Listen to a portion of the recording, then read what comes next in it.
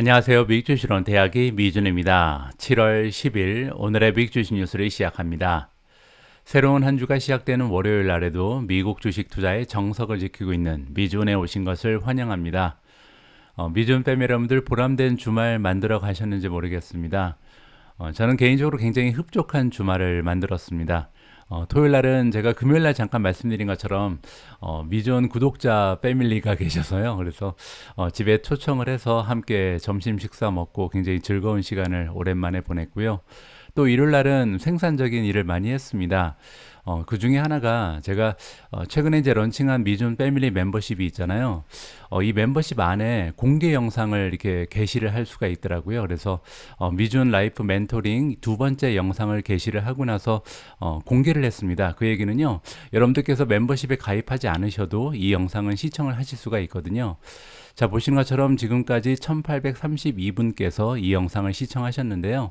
혹시 관심 있으신 분들은 미존 채널의 그 커뮤니티 탭에 가시면요, 제가 여기에다가 링크를 걸어놨습니다. 여기 오셔서 무료 공개 영상 여러분들 시청하실 수 있으니까요. 많은 시청과 관심을 부탁드립니다. 자, 그러면 7월 10일 새로운 한 주를 위하는 오늘의 미국 주식 뉴스 바로 시작합니다. 자, 월요일 방송입니다. 오늘도 지난주에 미국 증시 시황부터 정리하고 넘어가도록 하겠습니다. 자, 먼저 S&P 500을 보시면요, 지금 주가가 4,400 근처에 와 있는데요. 그 의미는 일주일 동안 주가가 좀 많이 빠졌죠. 0.53% 하락하면서 한 주를 마무리했고요. 나스닥도 마찬가지였습니다. 0.43% 떨어지면서 어떻게 보면 지난 한 주는요, 미국 증시가 잠시 쉬어가는 그런 기간이었다, 이렇게 설명을 드릴 수가 있겠습니다. 자, 과연 미국 증시가 이번 주에도 계속 쉬어갈지 아니면 다시 이제 힘을 내서 상승 추세를 만들어낼지 관심을 가지고 지켜보면 좋을 것 같습니다. 자, 지난주에 하락 추세를 주도했던 성장주들의 이름을 좀 살펴보면요. 자, 일주일 동안 10% 넘게 떨어진 주식이 있는데 텔라닥이 10.86% 빠졌고요. 퍼시픽 바이오가 7.14% 하락했습니다. 추위가 마이너스 7.02, 조비 에비에이션 마이너스 7.02, 유니티 소프트웨어가 6.82% 떨어졌고요. 인바이트 마이너스 6.19, KLA 마이너스 6.02, ACLS 엑셀리스 테크놀로지가 5.6% 빠졌고요. 버진 갤럭틱 마이너스 5.41, 시리미티드 마이너스 5.27, 마지막으로 인페니언이 마이너스 5.25% 보여줬습니다. 자, 반면 하락 추세에도 불구하고 주가가 올라간 종목이 많이 보이는데요. 특히 이제 리비안 같은 경우는 50% 가까이 폭등을 했습니다. 굉장히 좋은 실적이 발표가 됐죠. 자, 그리고 울프스피드 역시 14.48% 상승하면서 한 주를 마감했고요. 코인베이스 플러스 10.02%, SQM 플러스 9.12, 루시드 플러스 8.13, 로빈후드 플러스 8.12, 엘버말 플러스 6.47, 스템 플러스 5.77, 펠로톤 플러스 4.94% 보여줬습니다. 전반적으로 이제 전기차 섹터가 힘을 내는 한 주였다, 이렇게 우리가 정리를 해볼 수가 있을 것 같고요. 자, 다음에는 빠망을 보겠습니다. 메가테크 기업들의 성적을 보시면요, 테슬라가 가장 좋았습니다. 플러스 4.84% 추가적으로 올라가면서 이제 6개월 동안 주가가 무려 142% 넘게 올라갔고요. 자, 메타 플랫폼주도 추가적인 상승을 지켜냈습니다. 1.24% 올라가면서 지금 YTD 수익률이 141%를 찍고 있고요. 자, 엔비디아도 올라갔습니다. 0.48% 소폭으로 상승을 했습니다. 자, 그 밖에 5종목은 떨어졌는데요. 아마존이 마이너스 0.44, 넷플릭스 마이너스 0.54, 구글 마이너스 0.69, 마이크로소프트 마이너스 0.97, 애플이 1.7% 떨어지면서 가장 좋지 않은 모습을 보여준 메가테크 기업이었다, 이렇게 정리가 가능합니다. 오늘 첫 번째로 준비된 기사 내용은요, 우리 투자자 입장에서 그리고 이제 연준 입장에서도 굉장히 많은 관심을 가지고 기다려왔던 6월 달의 고용 보고서입니다. 연준에서는 이제 지난 1년 동안 인플레이션을 잡기 위해서 많은 노력을 해왔고요. 따라서 그 중에서 이제 가장 중요한 부분은 노동시장을 얼마나 좀 떨어뜨릴 수 있을까. 너무나 뜨거운 열기가 확산되고 있는 것이 고용시장이기 때문에 이 밸런스가 잘 맞지 않잖아요. 따라서 고용시장이 조금 주춤하는 모습을 보여야 인플레이션이 장기적으로 떨어질 수 있는 가능성이 생긴다는 면에서 굉장히 중요한 보고서다, 이렇게 말씀드릴 수가 있습니다. 자, 미국에서는 매달 첫 번째 금요일 날 고용보고서를 발표하고요. 자, 지난주 금요일 날 이 6월 달에 대한 보고서가 드디어 발표가 됐습니다. 자세한 내용 한번 읽어보시죠. 자, 인플로이먼트 그로스니까 고용시장의 성장을 얘기하는 거고요. 6월 달 들어서 조금 둔감되는 모습을 보여줬다. 따라서 고용시장이 생각보다 뜨겁지 않았다. 긍정적으로 해석이 가능한 거죠. 자, 여기 논팜 페이롤이라고 나와 있는데요. 자, 농업 부분은 제외를 합니다. 왜냐하면 시즈널리티가 있잖아요. 시즌별로 올라갔다 내려갔다 변동성이 너무나 크기 때문에 농업 부분을 제외하고 일자리가 새롭게 몇 개나 창출됐는지, 고용이 얼마나 늘었는지 이거를 이제 집계하는 건데요. 6월 한 달 동안 20만 9천 개가 늘어났다. 이렇게 보시면 됩니다. 자, 그리고 실업률 같은 경우는 3.6%가 나왔습니다. 아직까지도 완전 고용이라고 봐야겠죠. 자, 이 수치를 이제 기대치랑 한번 비교를 해보면요. 시장에서는 24만 개 정도의 새로운 일자리가 창출될 것이다 라고 전망을 하고 있었습니다. 따라서 전망치에 비해서 상당히 낮은 수치가 발표가 된 거죠. 이 부분은 고무적이다. 고용시장이 좀 감소하는 모습을 보이고 있다. 열기가 식고 있다. 이렇게 해석이 가능한 거고요. 자, 잡리스 레벨 같은 경우는 3.6%, 따라서 실업률은요 예상치랑 그대로 맞아 떨어졌다. 이렇게 해석이 가능합니다.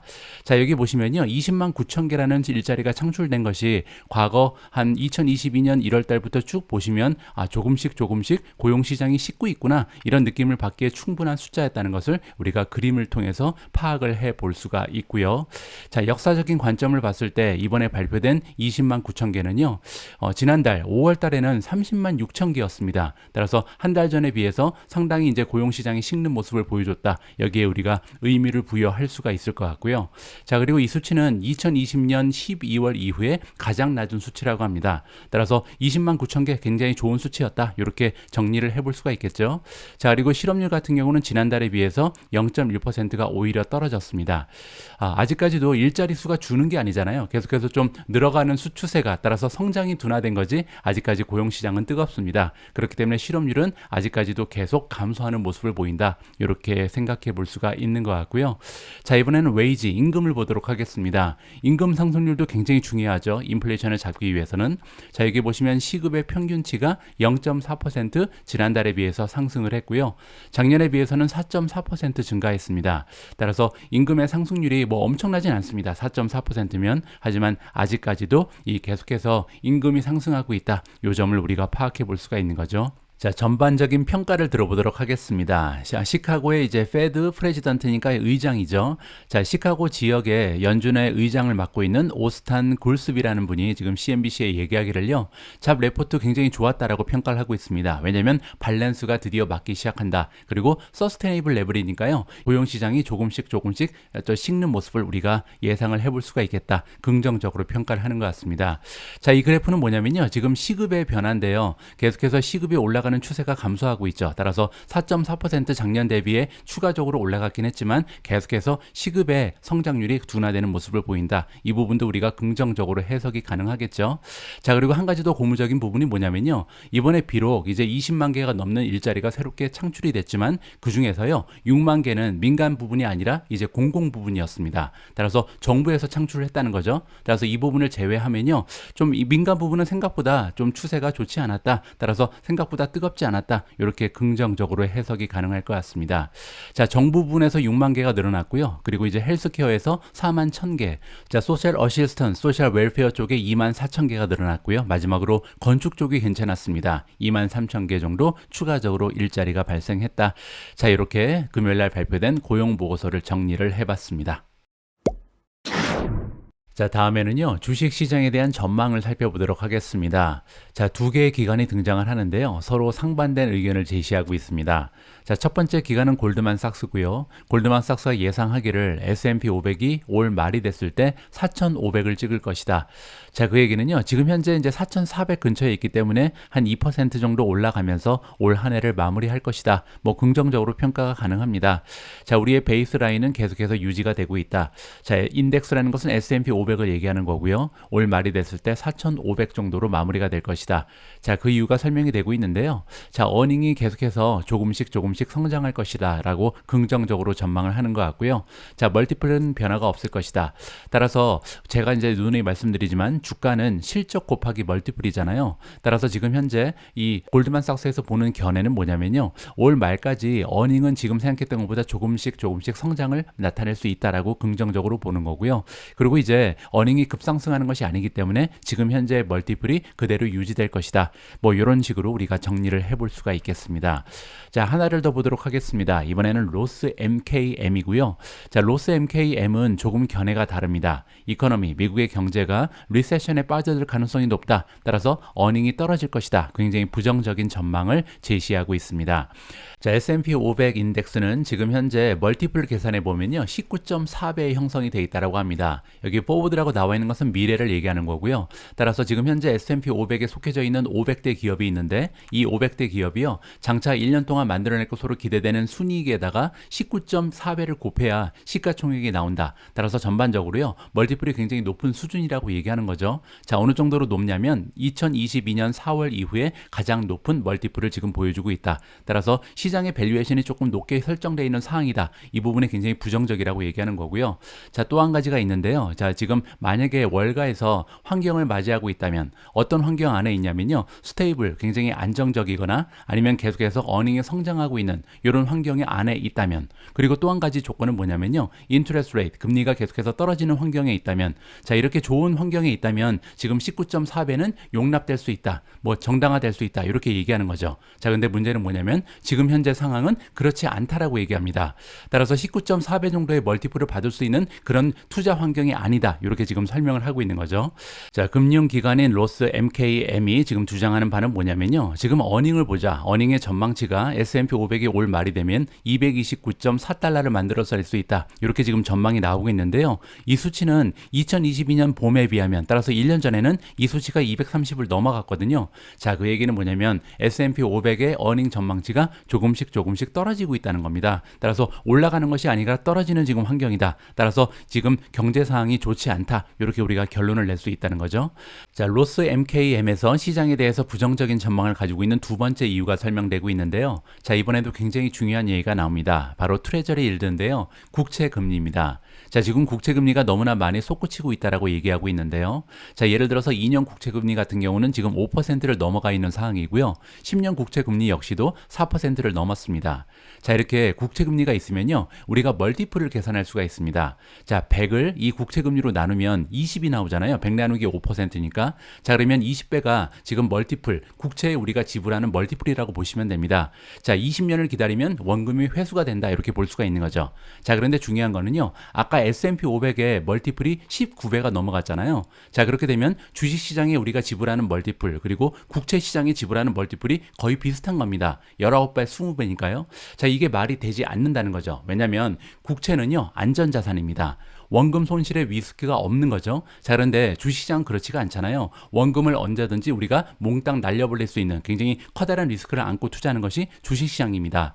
투자자금 입장에서는 이 굳이 리스크를 안아가면서 같은 멀티플을 지불하면서 이 주식시장에 머무를 필요가 없다는 거죠. 따라서 많은 돈들이 이 안전자산 쪽으로 움직일 것이다. 이렇게 예측을 하고 있는 겁니다.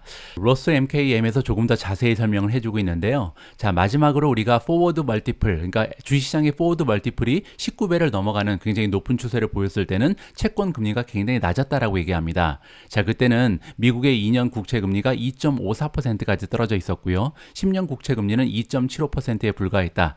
자, 방금 전에 설명드린 것처럼 멀티플을 계산해 보면요. 100 나누기 2.54를 하면 거의 40에 가깝죠. 자, 그 얘기는요. 주식시장이 19배를 주면서 사야 되는 환경이면 보통 채권시장은 멀티플이 40배 가까이 된다. 거의 2배 정도 된다는 거죠. 자, 왜냐하면 이 안전자산은 아무래도 멀티플이 더 높을 수밖에 없는 겁니다. 안전하기 때문에 조금 더 프리미엄을 많이 붙여야 되겠죠. 하지만 주식시장은 위험성 자산이기 때문에 19배의 프리미엄만 주고 살 수 있다. 이게 이제 정상적인 상황인데 지금은 이 안전자산과 아니면 비안전자산, 위험자산의 멀티플이 거의 비슷하다. 따라서 장기적으로 유지될 수 없는 그런 멀티플이다. 이렇게 정리를 해드릴 수가 있겠습니다. 자, 만약에 페드에서 계속 제한적인 모습을 보인다면 그 얘기는 이제 호키시한 그런 스탠스를 계속 유지한다는 거죠. 그리고 우리가 볼 때는 그렇게 할 가능성이 굉장히 높다. 자, 그렇게 되면 미국 경제는요, 계속해서 리세션으로 빠져들게 될 것이다. 따라서 어닝은 자연적으로 감소할 수밖에 없다. 따라서 주가는 어닝 곱하기 멀티플인데 어닝도 떨어질 가능성이 높고 거기에 멀티플도 지금 상당히 많이 올라가 있다. 채권에 비해서 너무나 높다고 얘기했잖아요. 따라서 어닝도 떨어질 거고 멀티플도 떨어질 거기 때문에 미국 증시는 떨어질 수밖에 없다. 이렇게 논리적으로 설명을 해주고 있습니다. 자, 이번에는 전기차로 넘어갑니다. 지난주 금요일 날이요, 미국 지역의 전기 자동차 판매 실적, 전반기에 대한 실적이 보고가 됐거든요. 자, 과연 테슬라가 어느 정도의 시장 점유율을 계속해서 유지하고 있는지 굉장히 많은 투자자들의 관심이 집중되고 있습니다. 자, 한번 읽어보시죠. 자, 테슬라가 남아있다. 아직까지도 탑 EV셀러니까요. 전기 자동차 중에 가장 많이 팔리는 자동차는 아직까지 테슬라다. 물론이죠. 지금 시장 점유율이 50%를 훌쩍 넘어가는 그런 상황이잖아요. 자, 그러면서 리가시 오토메이커, 전통적인 자동차 기업을 훌쩍 뛰어넘어서 이 업계를 리드하고 있다. 이렇게 지금 설명이 되고 있습니다. 자, 어느 정도로 차이가 나는지 여기 나와 있는데요. 지금 2위권을 가지고 현대자동차 그리고 제너럴 모터즈가 경쟁을 하고 있는데요. 자, 2, 3위 정도를 하고 있는 이 기업들에 비해서 무려 30만 대 정도를 더 판매했다. 이렇게 지금 정리를 해주고 있습니다. 자, 작년 같은 경우는요, 2022년 전반기는 이 2위권의 기업과 22만 5천 대 정도의 차이가 있었기 때문에 오히려 갭이 더 커진 거죠. 자, 올해는 2위권에 비해서 30만 대 이상 더 많이 판매했다. 이렇게 긍정적인 소식을 접할 수가 있습니다.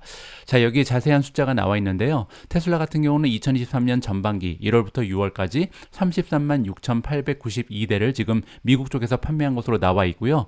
작년 대비해서 성장률은 30%입니다. 자, 2위는 현대고요. 현대 같은 경우는 11% 증가를 했고요. 3위는 GM입니다. 자, 무려 365%. GM이 굉장히 좀 약신하는 추세가 굉장히 강력하게 나타나고 있고요. 자, 복스바겐이 114% 좋습니다. 포드 역시도 12% 성장하는 추세를 만들어냈고요. 따라서 지금 테슬라가요, 다른 기업에 비해서 한 10배 정도 더 판매를 하고 있기 때문에 아직까지 시장 점유율은 굉장히 독보적이다. 이렇게 볼 수가 있겠죠. 자, 한 가지 아쉬운 점은요, 지금 성장률이 30%에 불과하다. 이 점은 우리가 좀 생각을 해볼 필요가 있을 것 같습니다. 자, 테슬라의 30% 정도 성장하는 추세는 지금 발견될 수 있었던 가장 커다란 이유가 텍사스 공장이다. 따라서 생산 대수가 커버가 되기 때문에 판매 대수도 계속해서 올라갈 수 있다. 이렇게 긍정적으로 해석을 하고 있는데요. 자, 하지만 그럼에도 불구하고 30%라는 성장률은요, 지금 전 세계적으로 일어나고 있는 EV 마켓의 성장률을 따라가지는 못한다라고 설명을 해주고 있습니다. 자, 맞는 말이죠. 왜냐하면 지난주에 제가 여러분들과 공유해드린 것처럼 2분기 실적을 봤을 때요, 테슬라는 글로벌하게 전 세계적으로 성장률이 지금 83%를 찍고 있습니다. 따라서 전 세계의 성장률을 지금 생각해 봤을 때 미국 쪽의 성장률은 굉장히 미미하다. 30%는 만족스러운 성장률은 아니다. 이렇게 우리가 정리를 해볼 수가 있겠죠. 자, 따라서 테슬라의 마켓 시어, 시장 점유율 역시도 많은 폭으로 감소를 했는데요. 10%포인트 정도 1년 전에 비해서 떨어졌다라고 합니다. 자, 앞으로 다가오는 미래에요, 미국 쪽에서 지금 테슬라의 마켓 시장 점유율이 어떤 추세를 보이느냐, 이 부분도요, 테슬라 투자자 입장에서는 굉장히 중요한 하나의 평가 지표다라는 것을 다시 한번 강조해드리고 싶습니다. 앞의 기사를 통해서 살펴본 테슬라의 미국 쪽 전반기 판매 실적은요, 조금은 실망스러운 면이 없지 않아 있습니다. 자, 그래서 그런 실망감을 좀 덜어드리기 위해서 긍정적인 소식을 준비해 봤는데요. 자, 이번에는 호주 쪽에 2분기 판매 실적이 발표가 됐거든요. 자, 그런데 굉장한 모습이 보여지고 있습니다. 자, 일단 아래쪽에 그래프를 좀 살펴보시면요. 자, 파란색이 모델 Y인데요. 지금 모델 Y를 판매한 지 얼마 되지 않은 것 같습니다. 2022년 3분기부터 판매한 것으로 나와 있고요. 자, 그럼에도 불구하고 2023년 2분기 실적을 보시면 총 15,170대를 판매했습니다. 아직까지는 뭐 엄청난 숫자는 아니죠. 하지만 그럼에도 불구하고 1년 전에는 236대를 판매하는 데 그쳤거든요. 자, 그 얘기는 1년 전과 비교했을 때 60배가 넘는 굉장한 성장을 도모했고요. 자, 지난 분기에도 10,000대 정도 판매하는 데 그쳤습니다. 따라서 전 분기에 비해서도 뭐 45%, 36% 정도 되는 굉장한 성장을 이어나가고 있다. 따라서 호주 쪽이 굉장히 긍정적이다. 이렇게 우리가 해석을 해볼 수가 있겠죠. 자, 여기 나와 있는 건 뭐냐면요. 만약에 호주가 유로피안 국가였다면, 따라서 유럽 국가랑 비교를 해보면요. 지금 유럽에서 가장 많은 판매대를 올리고 있는 지역은 절머니, 따라서 독일입니다.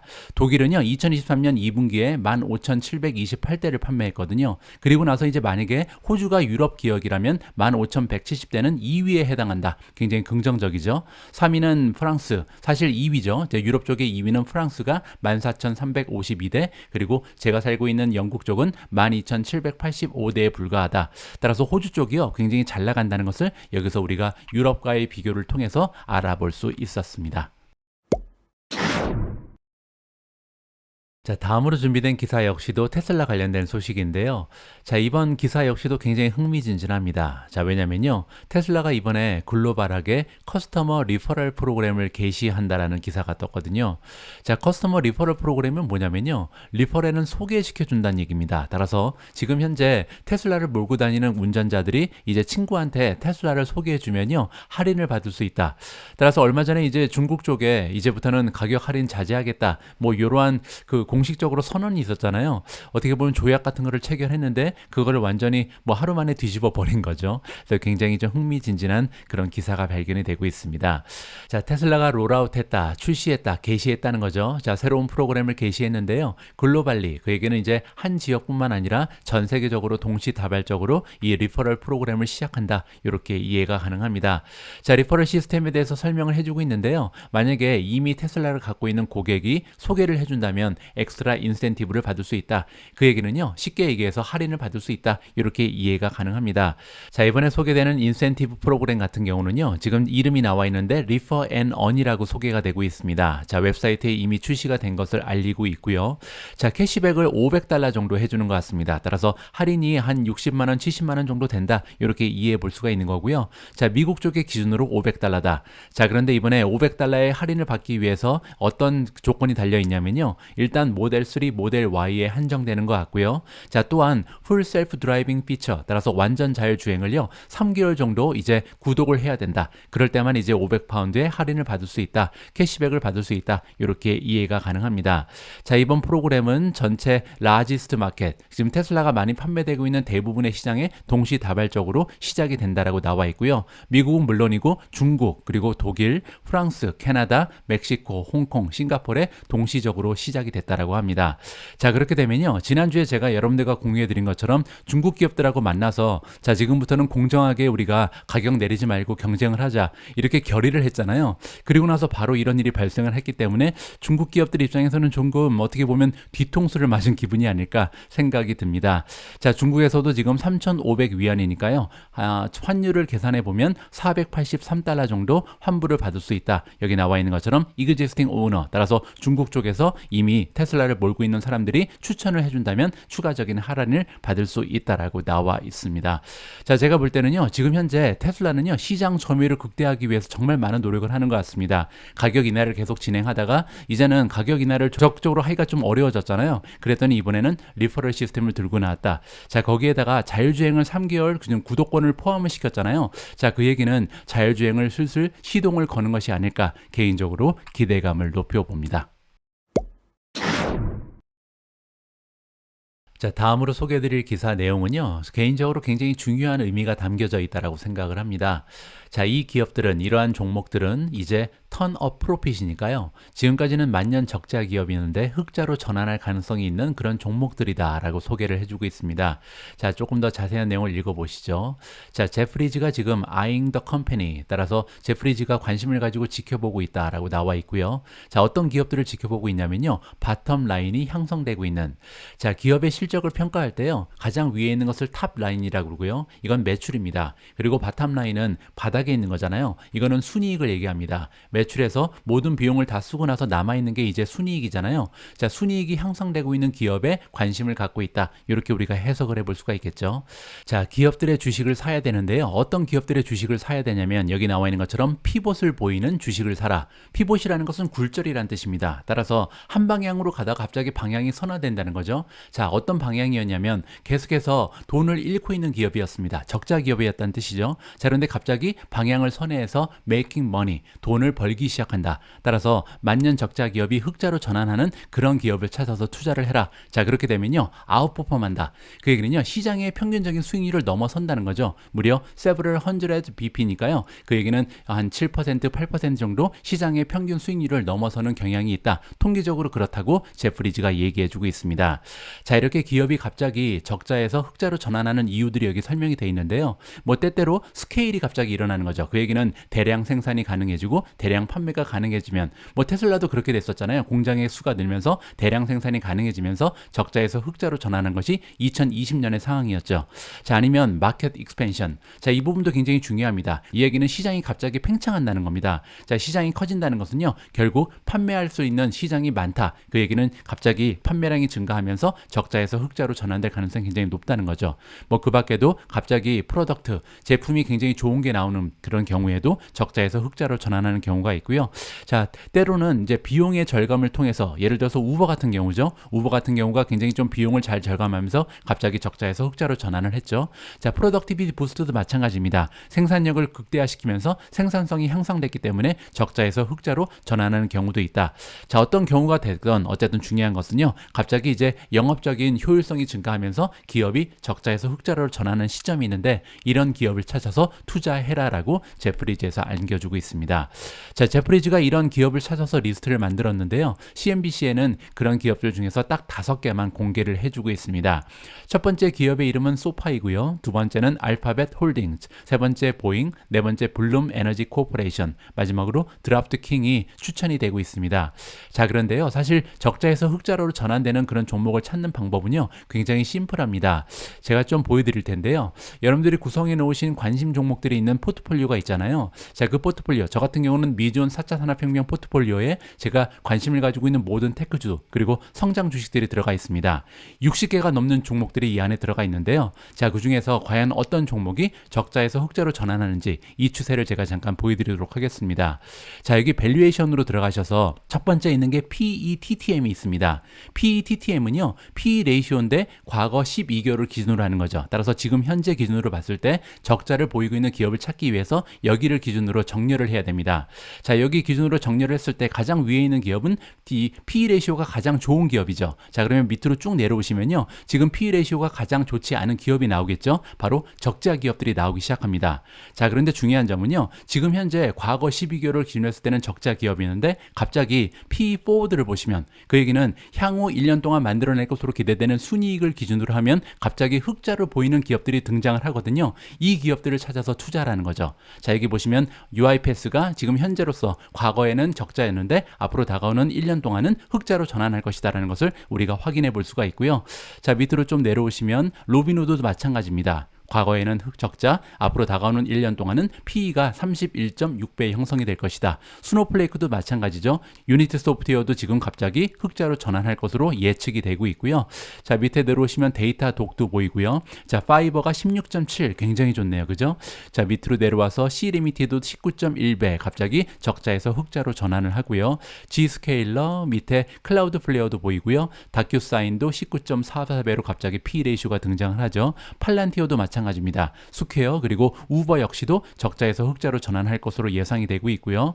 자, 쇼피파이 그리고 애쉬 19.2배, 자, 크라우드 스트라이크도 적자에서 흑자로 전환, 그리고 스플렁크도 32.78배라는 PE 레이쇼를 앞으로 다가오는 1년 동안은 만들어낼 수 있을 것이다. 자, 그 밑에 더 있습니다. 리오토도 보이고요. 자, 마블 테크놀로지. 따라서 여기에서 제가 지금 보여드리는 기업들은요, 과거에는 계속 적자에 시달렸던 그런 기업들인데 갑자기 순이익이 흑자로 전환한다. 자, 이런 기업들에 우리가 관심을 가지고 지켜볼 필요가 있다라고 개인적으로 생각을 합니다.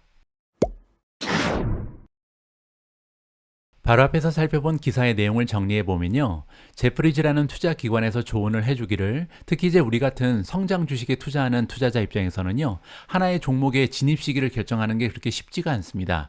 자, 그런데 이럴 때 피봇을 이용을 해라. 그 얘기는요, 하나의 성장 기업이 이제 적자에 계속 시달리다가 흑자로 전환하는 시기, 이때를 포착해서 투자를 하면 확률이 굉장히 높아질 수 있다. 확률을 극대화할 수 있다. 이렇게 우리가 기대를 해볼 수가 있겠습니다. 자, 물론 이런 조언은요, 장기 투자자의 관점이겠죠. 따라서 지금까지 계속해서 적자를 보이던 기업이 이제 흑자로 전환하게 되면요, 앞으로 향후 이 기업의 주가는 물론이고요, 실적 역시도 기하급수적으로 성장할 가능성이 있기 때문에 좋은 진입 시점이 된다. 뭐 당장 다음 주, 다음 달에 주가가 올라간다기보다는요, 장기적으로 봤을 때 좋은 주가의 흐름을 기대할 수 있다. 이렇게 결론을 내고자 합니다. 자, 이번에는요, 조금 더 단기적인 관점을 보도록 하겠습니다. 단기적인 관점이 필요한 것은요, 이 진입 시기가 아니라 매수 시점을 받을 때 유용하겠죠. 따라서 나는 장기 투자자이긴 한데 주가가 많이 올라갔을 때 사기는 좀 불편하고요. 내가 관심을 가지고 있는 그런 주식이 주가가 떨어졌을 때 좋은 시점에서 좀 들어가고 싶다. 이런 생각을 가지고 있는 분들은요, RSI 지수를 이용하면 굉장히 효율적으로 매수 시점을 잡을 수 있다. 이러한 내용입니다. 자, 이번 기사의 제목을 보시면요, 마이크론 그리고 파이자가 등장을 하는데요. 지금 S&P 500에 들어가 있는 종목들 중에서 가장 오버솔드 됐다, 과매도 됐다, 이렇게 지금 설명을 해주고 있거든요. 자, 여러분들께서는 이미 잘 알고 계신 내용이긴 하지만 한 번 더 복습을 하도록 하겠습니다. 자, CNBC에서 이번에 스크린을 해줬다. 자, 스크린은 이제 종목을 선정했다, 선별했다, 이렇게 보시면 되고요. Most Oversold입니다. 따라서 S&P 500을 구성하는 500대 기업들 중에서 가장 주가가 좀 많이 과매도된 이런 종목들을 선정해서 우리한테 리스트로 알려준다. 이렇게 보시면 되고요. 그 기준이 설명되어 있습니다. 바로 14-day Relative Stress Index입니다. 자, 우리가 줄여서 RSI라고 부르는 거죠. 자, RSI는요, 14일 동안 주가의 움직임을 보는 겁니다. 두 가지인데요. 하나는 얼마나 빠르게 움직였는지, 또 하나는 얼마나 많이 움직였는지, 요거를 가지고 이제 지수로 만든 것이 RSI다. 이렇게 보시면 되고요. 자, 만약에 RSI가 30 아래로 떨어지게 되면요, 특정 주식이 오버솔드 됐다, 과매도 됐다는 거죠. 자, 그 얘기는요, 바잉 오퍼추니티다. 다 조만간 주가가 반등할 가능성이 있기 때문에 굉장히 좋은 매수의 시점이다. 이렇게 볼 수가 있는 거고요. 자, 만약에 RSI가 70 이상으로 올라가게 되면 그 의미는요, 오버보트다. 단기간에 빨리 올라갔다. 그리고 많이 올라갔다. 그렇기 때문에 조만간 조정을 받을 수 있다. 이렇게 우리가 뭐 제너럴하게 컨셉을 이해해 볼 수가 있겠습니다. 물론 이제 예외 없는 규칙은 없지만요, 통상적으로 그렇게 움직인다. 이렇게 설명을 해주고 있는 거죠. 따라서 RSI를 기준했을 때 지금 현재 S&P 500에서요, 가장 많이 과매도된 이런 종목들의 이름을 여기에서 열거해 주고 있습니다. 자, 첫 번째 종목은 파이저입니다. 파이저 같은 경우는 심볼, 티커 네임이 PFE고요. 자, 지금 14day RSI를 보시면요, 20.16입니다. 정말 많이 떨어져 있는 상황이다. 이렇게 볼 수가 있고요. 자, 가장 오른쪽에 있는 수치는 뭐냐면 바잉 레이트. 따라서 지금 현재 파이저를 커버하고 있는 애널리스트 중에 34.6%가 매수 의견을 주고 있다. 이 부분도 우리가 참고를 하면 좋겠죠. 자, 왜냐면 만약에 매수 의견이 거의 없다. 그 얘기는요, 이유가 있기 때문에 주가가 떨어졌다. 따라서 만약에 이 14day RSI가 굉장히 낮은데도 불구하고 매수 의견이 전무하다면 그 주식은 사면 안 되겠죠. 왜냐면 이유가 있기 때문에 떨어진 거잖아요. 자, 두 번째는 MKTX입니다. 마켓 액세스 홀딩즈고요. 자, 보시는 것처럼 RSI는 20.5, 굉장히 낮은 수준이고요. 자, 바잉 레이트를 보시면 7.1%에 불과합니다. 따라서 지금 이 주식을 커버하고 있는 전문가 중에서 7%만 매수 의견을 주고 있다. 이런 주식은 피하는 게 좋겠다. 우리가 생각을 해볼 수가 있는 거겠죠. 자, 세 번째는 마이크론 테크놀로지인데요. 자, RSI는 21.7, 그리고 현재 바이 레이팅은 52%가 넘어갑니다. 따라서 긍정적이죠. 자, 네 번째는 바이오젠이고요. 자, 바이오젠 같은 경우는 23.72의 RSI, 그리고 매수 의견은 64%가 넘어갑니다. 자, 헐시 컴퍼니 같은 경우는 24.1 RSI고요. 자, 매수 의견은 27.3%, 그다지 높은 편은 아니겠죠. 자, 다음은 애쉬입니다. 애쉬 같은 경우는 RSI가 25.2, 그리고 현재 매수 의견은 38.7%에 불과하고요. 자, 라스베가스 샌즈 같은 경우는 25.6으로 RSI는 굉장히 낮은데요. 반면 매수 의견을 주장하고 있는 전문가는 73%가 넘어갑니다. 어떻게 보면 매수 기회다고 볼 수가 있겠죠. 자, 시티그룹 같은 경우는 RSI가 25.7, 그리고 매수 의견은 34.6%고요. 일루미나는 RSI가 25.95, 그리고 매수 의견은 36.4입니다. 자, 마지막으로 리제너런 파마스티컬이 나오는데요. 리제너런 파마스티컬 같은 경우는 지금 RSI가 26, 하지만 매수 의견을 주고 있는 전문가가 50%다. 따라서 좋은 매수의 기회가 왔다. 이런 식으로 해석을 해볼 수가 있겠습니다. 자, 잠깐 시킹 알파로 이동을 해서 제가 예시를 들어서 설명드리고 싶은 부분이 있는데요. 자, 지금 우리는 마이크론 테크놀로지 페이지에 와 있습니다. 자, 그리고 모멘텀을 클릭하시면 RSI 지수를 여러분들께서 확인을 해 보실 수가 있는데요. 자, 일단 모멘텀 지수를 보시면 C+, 뭐 그렇게까지 나쁘진 않죠. 자, 그런데 밑으로 쭉 내려오셔서 마지막 부분을 보시면 RSI 지수가 표시가 되고요. 자, Relative Stress Index가 바로 RSI죠. 가장 오른쪽이 지금 현재 상황인데요. 자, 7월 7일을 기준으로 했을 때 RSI가 34.79를 보이고 있습니다. 여기 표시가 되거든요. 자, 34면요. 앞의 기사를 통해서 살펴봤을 때보다 조금 RSI가 올라갔다. 이렇게 이해가 가능한 거죠. 자, 그리고 중요한 부분은 뭐냐면요. 지금 1년의 역사를 봤을 때 RSI가 굉장히 낮은 수준이라는 걸 볼 수가 있죠. 자, 여기 쭉 가시면 여기 한번 떨어졌었죠. 자, 2023년 3월 13일 날 RSI가 35까지 떨어진 적이 있었고요.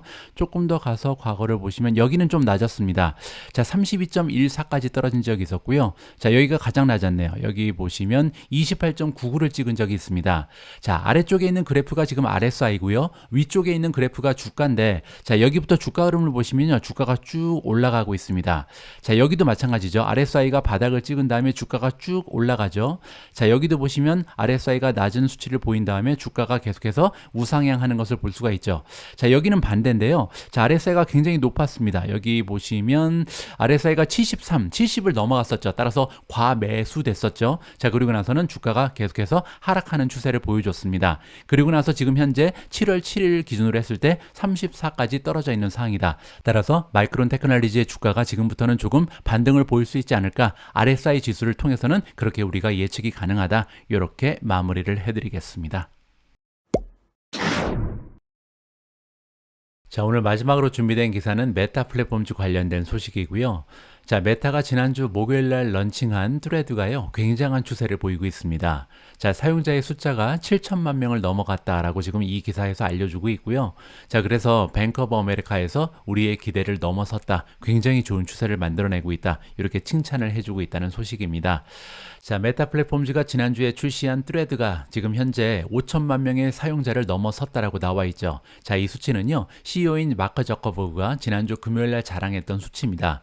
자, 이게 지금 업데이트가 됐는데요. 조금 있다가 지금 현재 시점에서 몇 명이 가입을 했는지 보여드리도록 하겠습니다. 자, 그래서 뱅크 오브 아메리카라는 투자 기관에서 굉장히 좀 감명을 받았다라고 표현이 되고 있는 상황입니다. 자, 애널리스트 이름은 저스틴 포스트고요. 자, 이 전문가 같은 경우는 메타에 관련해서 매수 의견을 가지고 있고요. 자, $300라는 목표 주가를 제시하고 있는 전문가입니다. 자, 저스틴 포스트라는 전문가가 얘기하기를 지금 현재 트레드가요, 얼리 석세스를 보인다. 따라서 초반에 굉장히 잘 나가고 있다는 거죠. 자, 그리고 얘기하기를 아마도 이러한 추세가 당분간 며칠 동안 지속될 가능성이 있다라고 평가를 내리고 있습니다.